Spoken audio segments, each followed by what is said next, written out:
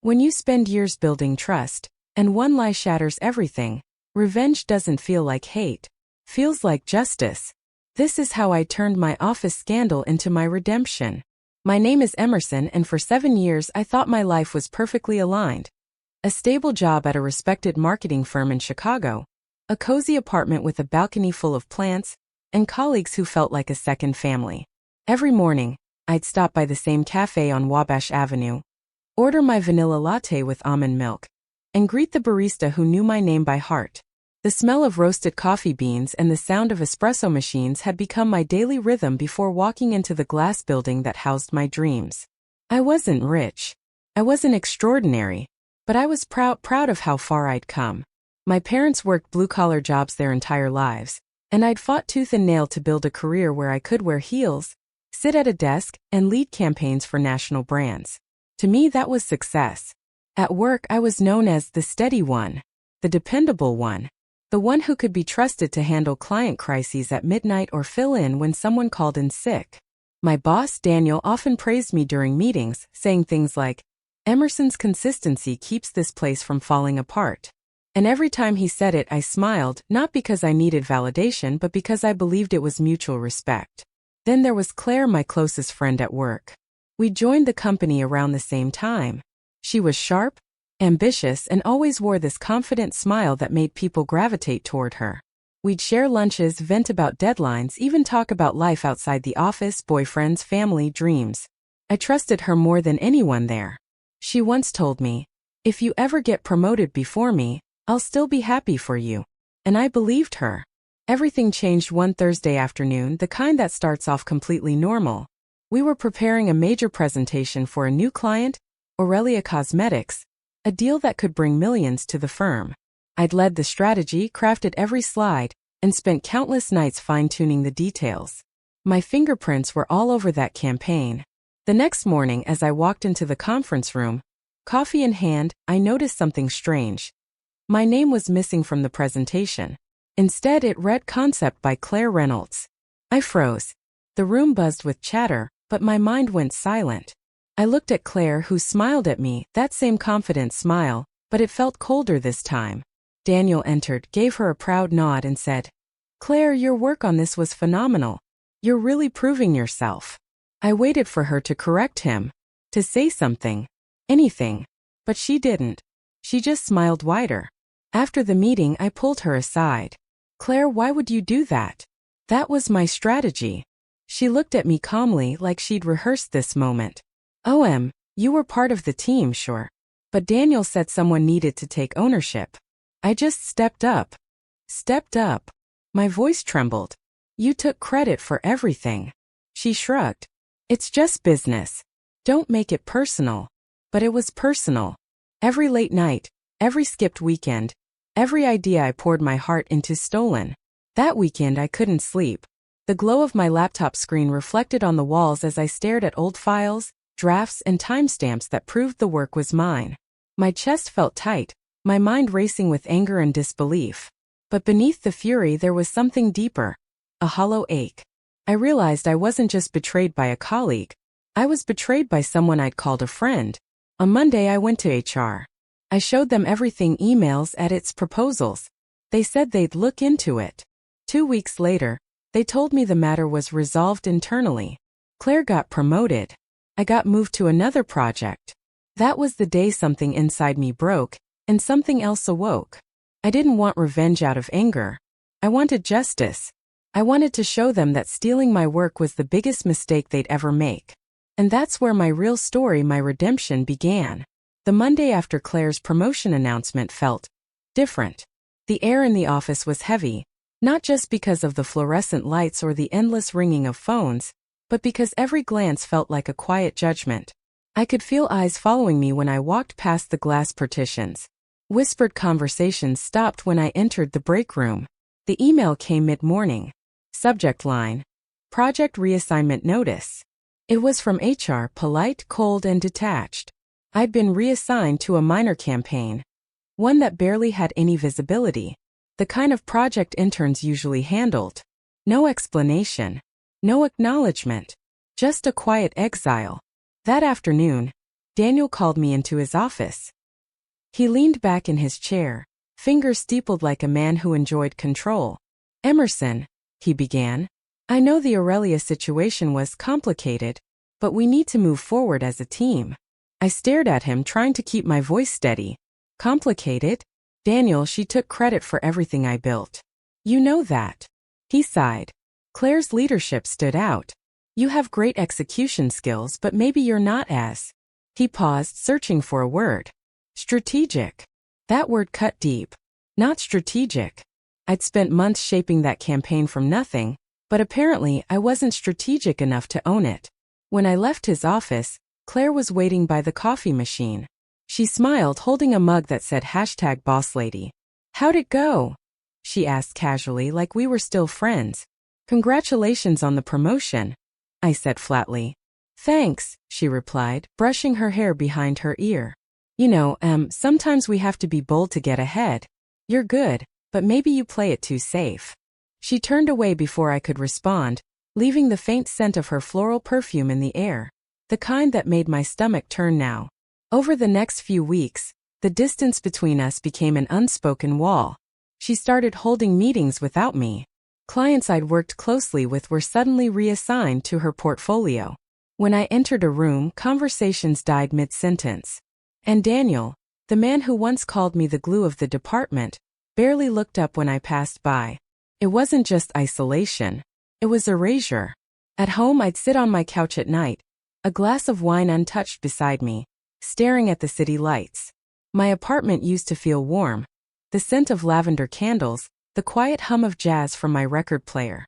But now it felt like a museum of the person I used to be. Every time my phone buzzed, I hoped it was a text from someone at work. Maybe an apology, or a hint that someone saw what really happened. But it never came. Until one night, a message appeared on my screen from an unknown number. She's been taking credit for more than just your project. I froze. My heart pounded as I typed back. Who is this? No response. But a few minutes later a file appeared. A PDF attachment named Client Feedback, Aurelia. Inside were notes, emails, and presentation drafts. All with Claire's name on them, but my original content buried underneath. Even my personal phrasing, my signature formatting style. Stolen and repackaged. That night I realized it wasn't just about me anymore. She had built her rise on a pattern of theft, using others' ideas to climb. The next morning I printed the file and stared at it in the soft morning light. The smell of coffee filled the kitchen, but I didn't drink it. My mind was spinning with questions. Who sent this? How much did they know? And most of all, what could I do about it without becoming like her? That day, for the first time in weeks, I felt something new. Not anger. Not sadness. Purpose. I began watching her, quietly, methodically. I noticed things others missed. How she always left meetings with a USB drive. How she'd send late-night emails to clients from her personal account. How she often forgot to CC the team on key messages.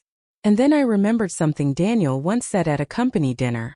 No one's indispensable, except the person who knows where the skeletons are buried. It echoed in my mind as I opened my laptop that evening. If Claire wanted to play dirty, maybe it was time she met someone who knew how to play smart. I started collecting everything, not just emails but metadata, document histories, internal communications.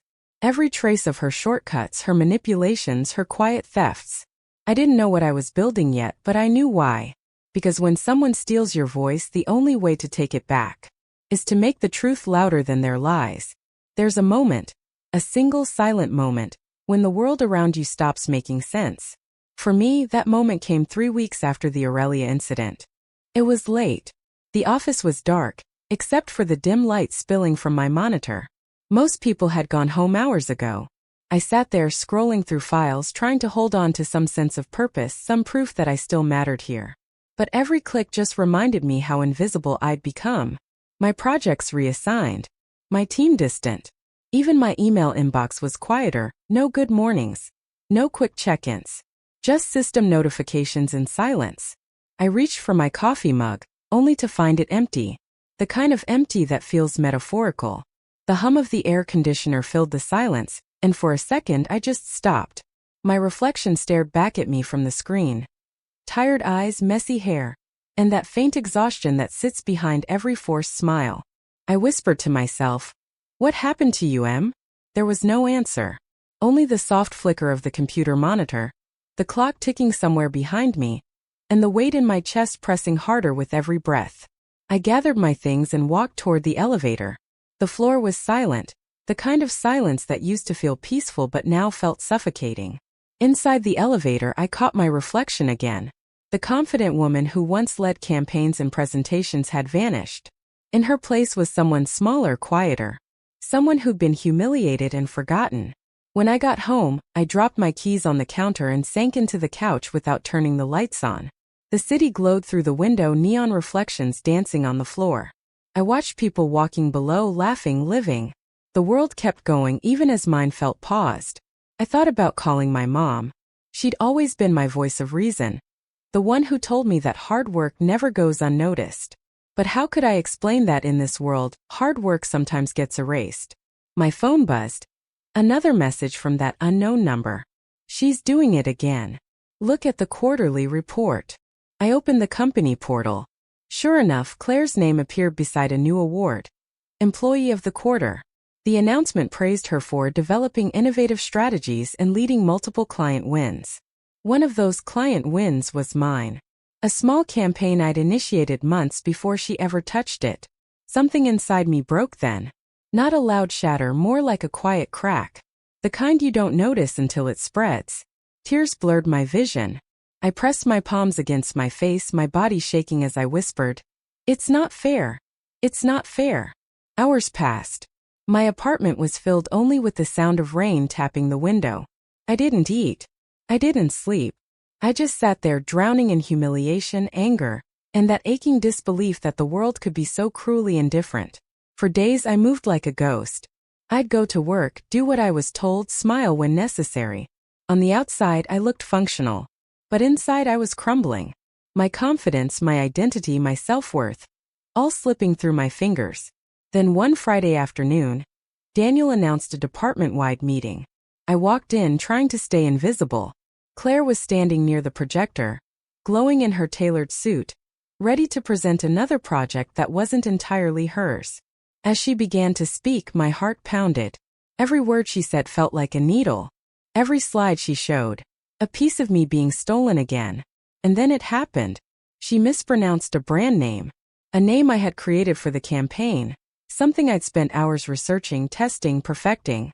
She stumbled, laughed it off, and said, "Oh, Emerson helped with that part a while ago."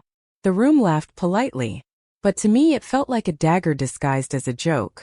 That night I broke down again, but this time it was different. The tears weren't from pain. They were from clarity. I realized something. They could take my ideas. They could take my recognition. But they couldn't take what I knew. I had something they didn't, the truth, the skill, and the memory of every detail behind those campaigns. And for the first time in weeks I smiled. It was faint, tired, but real. Because I finally understood revenge doesn't start with rage. It starts with remembering who you are when everyone else forgets. I opened my laptop again.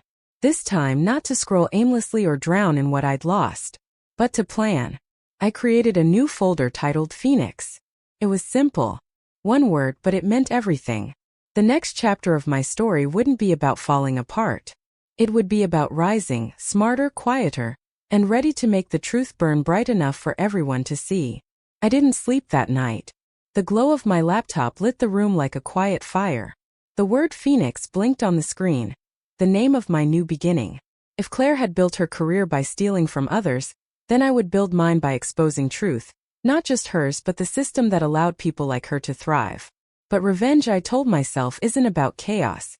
It's about precision. And precision takes time. So I started with what I knew, information. I spent my weekends combing through project archives, client communications, and timestamps. Every digital trail left behind by Claire's shortcuts became part of a growing map, a silent architecture of deceit. I saved it all in encrypted folders under different aliases. I wasn't just collecting evidence. I was building a story that no one could deny. But I also knew something more important. Evidence alone wasn't enough. In corporate America, truth doesn't always win. Narrative does. So I needed to control the story. It started with small, careful moves. During meetings, I'd ask strategic questions, subtle, innocent on the surface, but designed to expose gaps in Claire's knowledge. Claire, can you remind us how you adjusted the client segmentation matrix in Q2? She'd blink, stall, and pivot. I'll have to check my notes. People noticed. Not immediately, but the seeds were planted. Doubt is a powerful weapon, invisible, quiet, but corrosive. Then I began rebuilding my own credibility. I volunteered for minor projects others ignored. Small brands, local campaigns, anything that would fly under Claire's radar. But I poured my entire skill and heart into them. I worked nights, made data sing, created campaigns that were impossible to ignore. One of them, a campaign for a sustainable fashion startup, went viral. Within 2 weeks, the client's online engagement had doubled. The CEO posted publicly, tagging the firm and saying, "Huge thanks to Emerson for her incredible creativity and vision." That post changed everything. People started whispering again, but this time about me. Meanwhile, my anonymous contact kept sending me clues. Check the client expense logs. Look at how she billed overtime. Follow the subcontractor invoices. Each message led to another threat of corruption. Claire wasn't just stealing ideas. She was manipulating budgets, claiming bonuses for work subcontracted at half the cost. It was bigger than I imagined. One evening I printed everything, spreadsheets, emails, memos, and spread them across my kitchen table. The air smelled like ink and old paper. I stared at the mountain of evidence and whispered, "This is it." But I didn't want to go straight to HR. I'd already learned that they protected the firm, not the people. I needed a way to make it public and undeniable. So I created a plan, 3 stages. Stage 1. Exposure through results. Keep excelling. Keep rising. Make my success impossible to ignore. Stage 2. Strategic alliances. There were others, quiet victims who'd suffered under Claire's ambition. One of them, a junior analyst named Tanya, had left the firm months earlier. I reached out to her. We met at a small diner off Michigan Avenue, over pancakes and cheap coffee. "Tanya," I said softly, "did Claire ever take credit for your work?" She laughed bitterly. She took my entire report and got a bonus for it. "Why?" I showed her the files. Her eyes widened. "You have this? Emerson, this could bury her." "I don't want to bury her," I replied quietly. "I want to rebuild what she destroyed, and make sure she never does it again." Stage 3, the revelation. Timing was everything. The company's annual board presentation was 3 weeks away. Claire was scheduled to present her strategic growth portfolio. It was her biggest stage yet, the one that would likely cement her as the new regional director. That would be the day I struck. In the meantime, I stayed calm, composed. Every morning I'd brew my coffee, tie my hair, and look in the mirror. "You're not a victim anymore," I'd whisper. "You're the story they never saw coming." I spent nights building a parallel presentation, a mirror version of Claire's portfolio, but annotated with proof of her manipulations and data mismatches. It wasn't slander. It was truth, backed by timestamps, client confirmations, and internal records. The day before the big presentation, I received one last message from the unknown number. "Tomorrow is your moment. Make it count." For a long time I wondered who was behind those messages, but by then it didn't matter. What mattered was the purpose they reignited in me. Revenge, I realized, isn't always about destroying someone else's world. Sometimes it's about rebuilding your own piece by piece, until the truth becomes undeniable. That night, as the city lights flickered through my apartment window, I zipped up my briefcase, closed the laptop, and whispered, "Tomorrow justice speaks." Emerson sat in her car long after everyone had left the office, the faint hum of the air conditioner the only sound in the still night. The building's lights glowed in the distance, sterile and indifferent, like the company itself. Her hands trembled on the steering wheel, not from fear anymore, but from clarity. It wasn't anger that fueled her now. It was purpose. For days she replayed the meeting in her head. The smirk on Martin's face when he took credit for her work, the way people applauded his vision, and the hollow words of their boss, Claire, who told her to be a team player. A team player. The phrase twisted like glass in her mind. But Emerson knew something no one else did. The numbers in Martin's report weren't entirely his. and if she looked closely enough she could prove it. That night, she opened her laptop at her small kitchen table, the same one she used to eat dinner with her ex-husband before life turned gray. She logged into the company's cloud drive, the faint blue light reflecting in her tired eyes. Her fingers danced across the keyboard, faster than they had in months. Within an hour she had found it. A series of audit logs showing who accessed and modified files. Martin's name appeared on documents he shouldn't have even touched. He'd copied sections from a confidential project she'd been building, then repackaged them as his own. But she didn't print it. She didn't take screenshots. Emerson knew better. She needed to move carefully. Revenge to be perfect required patience. So she waited. Over the next few weeks, Emerson rebuilt herself in silence. At work she acted polite, even deferential. She laughed at Martin's jokes. She stayed late, offering help, pretending to be grateful for mentorship. Every smile she gave him was a brick in the wall of his downfall. Then she began collecting more evidence. Emails, file timestamps, meeting transcripts. Every time Martin slipped she caught it. Every time he bragged she noted it. But what she discovered next went deeper than ego. Martin wasn't just stealing credit, he was manipulating the budget, reallocating funds from one project to another, covering his tracks through clever accounting that Claire, their overworked manager, never questioned. Emerson's heart raced as she pieced it all together. She realized that the project Martin was championing, the one that got him promoted, was a financial illusion. A house of cards waiting for one gust of wind. And she would be that wind. Late one evening she walked into Claire's office. The blinds were half drawn, and the faint smell of coffee lingered. Claire looked up exhausted. "Emerson, it's late. What's wrong?" Emerson smiled faintly. "Nothing's wrong. I just think it's time you saw something." She handed Claire a small USB drive. Inside was a folder named Audit Backup. For review. No accusations. No drama. Just facts. Claire hesitated, then sighed. "You know I can't get involved in personal conflicts." Emerson nodded. "I understand. But this isn't personal. It's about the company's integrity." That line, calm, measured, landed like a quiet explosion. Claire stared at her for a moment, then took the drive. That night, Emerson walked out of the office into the cool Los Angeles air. For the first time in months she breathed deeply. She didn't know what would happen next, but she knew one thing. The truth had begun to move. The next morning whispers began. People noticed that Martin was unusually quiet. Claire wasn't taking his calls. A few days later, the finance department was called into a special meeting. Emerson didn't attend. She didn't have to. Her part was done. At her desk, she simply opened her spreadsheet and typed a single line in the notes column. A quiet message to herself. Revenge doesn't need noise. It needs precision. As the chatter in the office grew louder, Emerson allowed herself one small smile. For the first time it wasn't bitterness she felt. It was peace. But little did she know, the storm she had started was about to consume more than just Martin. The storm began quietly, just like Emerson had planned. It started with a single email from Human Resources, sent late on a Tuesday morning. The subject line was short and formal. Meeting request. Confidential discussion. Martin brushed it off at first. He strutted into the office, latte in hand, humming to himself as if the world still revolved around him.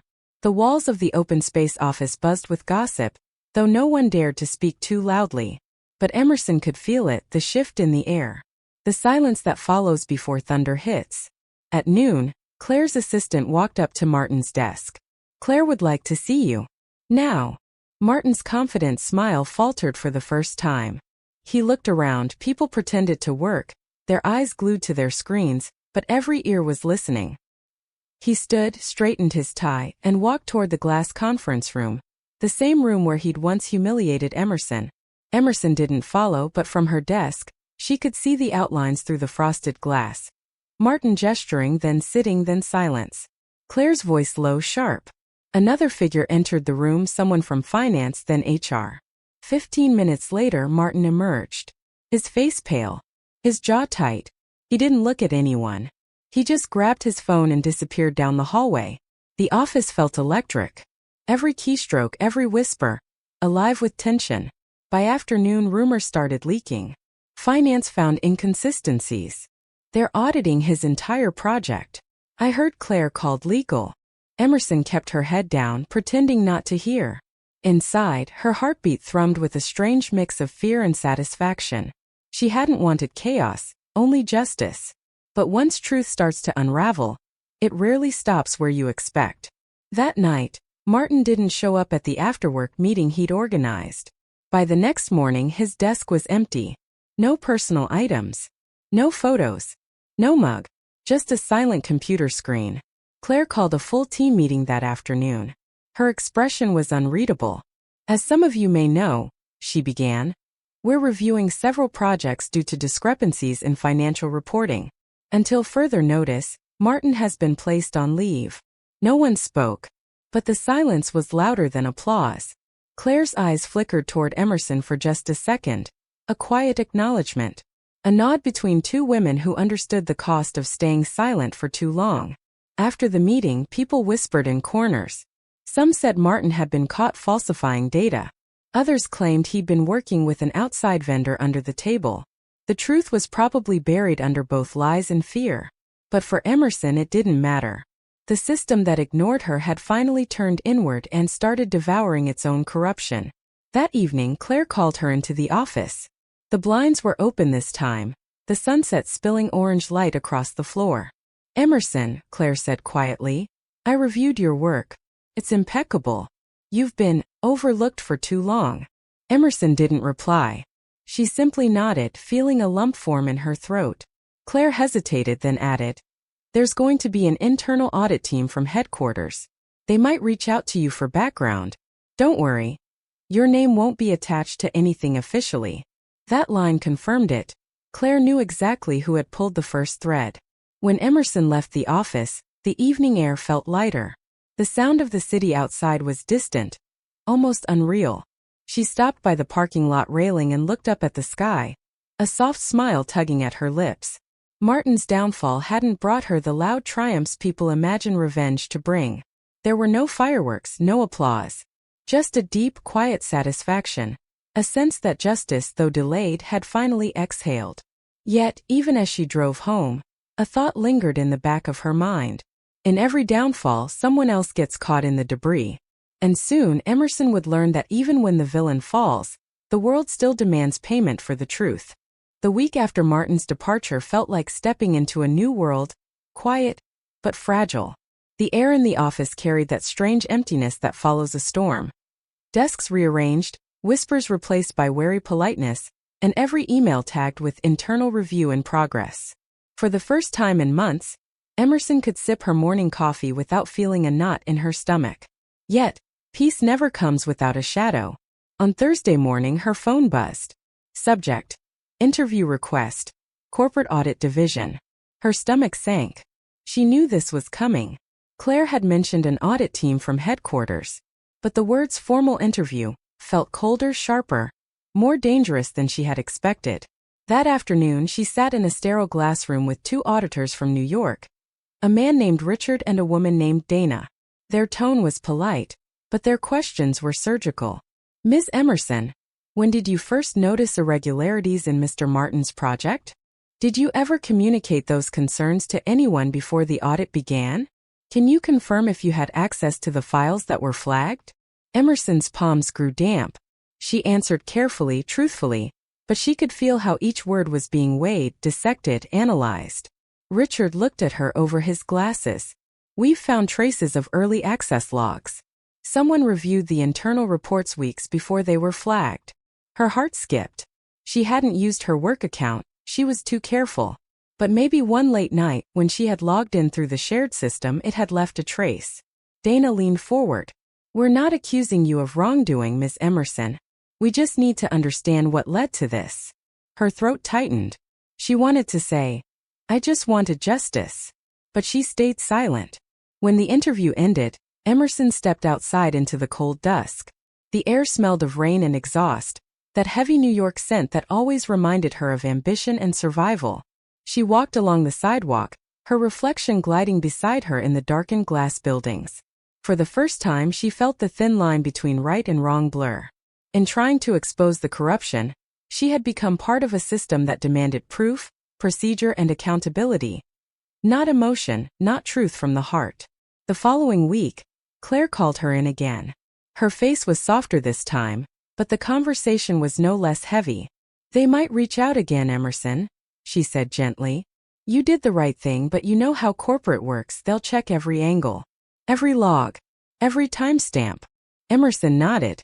"I understand." Claire hesitated, then sighed. "I hope you do. The truth always costs something." That night, Emerson sat at her kitchen table long after midnight, a single lamp illuminating her open laptop. She stared at the blank screen of an email draft, her resignation letter. Part of her wanted to leave it all behind, to walk away before the system found a way to twist her motives into misconduct. But another part, the part that still believed in fairness, whispered, "You've come too far to vanish now." She didn't send the email. Instead, she opened a new document and began typing. "I once believed that justice was clean, a straight line between right and wrong. But in the corporate world, justice is a maze. Every truth echoes, every choice ripples. And sometimes the cost of honesty is loneliness." She closed her laptop. In the reflection of her dark window, she saw a woman who wasn't broken, just changed. Stronger, quieter, and aware that the path to truth isn't always paved with applause. The next morning, Emerson returned to work. People greeted her differently, with respect now, but also with distance. She had become the woman who knew too much, who said what others wouldn't. She didn't mind. She didn't need their approval anymore. As she passed Martin's old office, now empty, glass walls reflecting the sunrise, she whispered quietly to herself, "This isn't revenge anymore. It's redemption." And for the first time, the word justice didn't sound like punishment. It sounded like peace. Months passed. The scandal that once shook the company slowly faded into background noise. Another office rumor buried under quarterly reports and new hires. But for me, it never truly disappeared. Every time I walked past the empty corner office, Martin's old space, I felt a strange mix of sadness and relief. Justice had come, but it didn't come free. When I started this journey, I thought revenge would taste sweet, like a long-awaited victory. But in reality, it was bittersweet. Because the truth is, when you fight monsters, you also risk becoming one. I didn't regret it. I had spent years staying quiet, nodding in meetings where I should have spoken, apologizing for things I didn't do, convincing myself that silence was survival.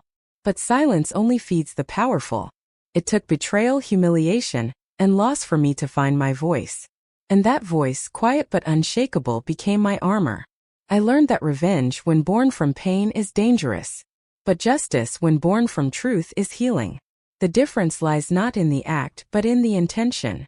After the investigation closed, I received an email from Claire. "Emerson, thank you for your integrity. I've recommended you for the new Ethics and Compliance Division. You'd be perfect for it." I read that line over and over. For the first time, I felt seen, not as the victim, not as the whistleblower, but as someone who stood for something real. I took the role. Now, every week, I talk to new hires about accountability, transparency, and courage. Most of them just nod politely, half listening. But every once in a while, I see someone's eyes linger, the way mine once did. And I know that maybe, just maybe, they'll remember what I said when it matters most. Because it always matters. People often ask me if I'd do it again, if I'd still pull that thread that unraveled everything. And I tell them yes. But this time, I'd do it without anger, without fear. Not to destroy someone, but to protect the truth. One evening, months later, I stayed late to finish reports. The office was quiet, lit only by the glow of computer screens and the hum of the AC.